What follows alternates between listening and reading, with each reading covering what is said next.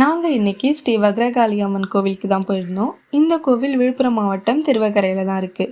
என்ட்ரன்ஸ்லேயே நிறைய கடைங்க தான் இருந்தது. எல்லா கடைங்கள்லையுமே எலுமிச்சை மாழை தான் மாட்டி வச்சுருந்தாங்க. ஏன்னா இந்த வக்ரகாளி அம்மனுக்கு உகந்ததே இந்த எலுமிச்சை மாழை தான். நாங்கள் அப்படியே அர்ச்சனை தட்டும் எலுமிச்சை மழையும் வாங்கிட்டு உள்ளே சாமி பார்க்க போயிட்டோம். உள்ளே லெஃப்ட் சைடில் ராஜகணபதி இருப்பார். முதல்ல அவங்கள வணங்கிட்டு உள்ளே நுழைஞ்சதுமே வக்ரகாளி அம்மன் சன்னதி தான் இருக்கும். அவங்களையும் வணங்கியாச்சு.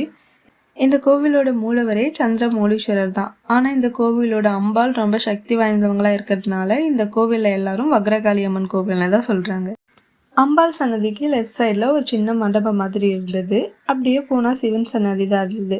எல்லா கோவில்லையும் நந்தி, கொடிமரம், மூலவர்னு எல்லாமே ஒரே நேர்கோட்டில் தான் இருக்கும். ஆனால் இந்த கோவிலில் மட்டும் எல்லாமே தள்ளி தள்ளி தான் இருந்தது.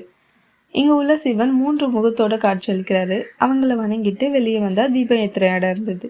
இங்கே நீங்கள் உங்கள் வேண்டுதலுக்கு ஏற்ற மாதிரியான எண்ணிக்கையில் தீபம் ஏற்றலாம். நாங்களும் அப்படியே எங்கள் வேண்டுதலுக்கு ஏற்ற மாதிரி தீபம் ஏற்றிட்டு கோவிலை சுற்றி வந்தோம்.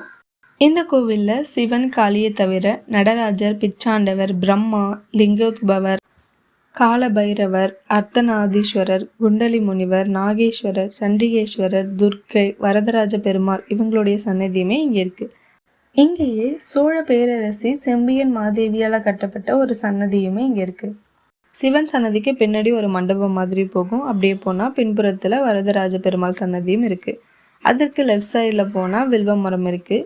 ரொம்ப நாள் குழந்தை இல்லாதவங்க இந்த வில்வ மரத்தில் வக்ரகாளி அம்மனை நினச்சி தொட்டில் கட்டினா குழந்தை பாக்கியம் கிடைக்கும்ன்றது நம்பிக்கை.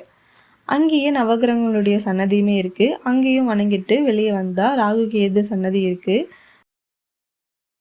நாகதோஷம் உள்ளவங்க இங்கே வந்து தீபம் ஏற்றி வழிபடுறாங்க. அவங்களுடைய வேண்டுதல் நிறைவேறுச்சுன்னா இந்த மாதிரி ராகு கேது சிலையெல்லாம் வாங்கி வைக்கிறாங்க.